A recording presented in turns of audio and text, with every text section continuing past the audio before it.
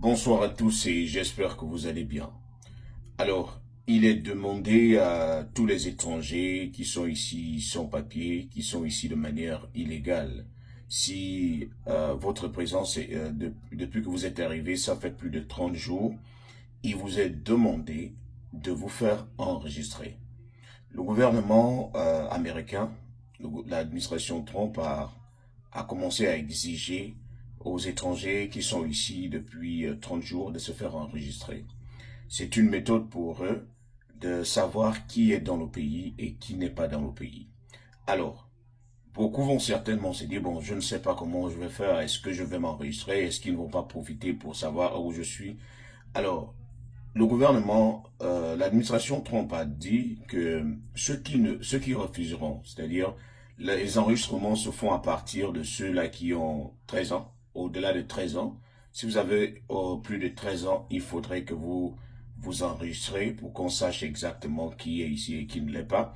Et refuser de le faire, c'est vous exposer à certaines amendes, aux sanctions et aux poursuites. Donc, pour ceux-là qui sont ici et qui se reconnaissent dans cette situation-là, je sais que vous vous posez des questions, je me pose aussi des questions, mais je pense que on est obligé de s'adapter à la nouvelle administration. C'est une stratégie qui a toujours été là, qu'on voulait forcément mettre en place depuis, et leur permettant de savoir exactement qui se trouve dans le pays et qui n'y est pas.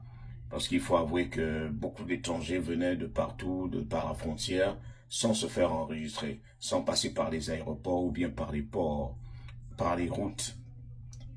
Beaucoup rentraient comme ça et ce qui faisait que lorsque vous commettez un crime quelque part et que vous n'avez pas été détecté, c'est-à-dire vous n'êtes pas rentré par l'aéroport ou bien par une entrée normale, on ne peut pas facilement savoir ce que vous faites ou bien là où vous êtes ou bien on n'a pas vos empreintes.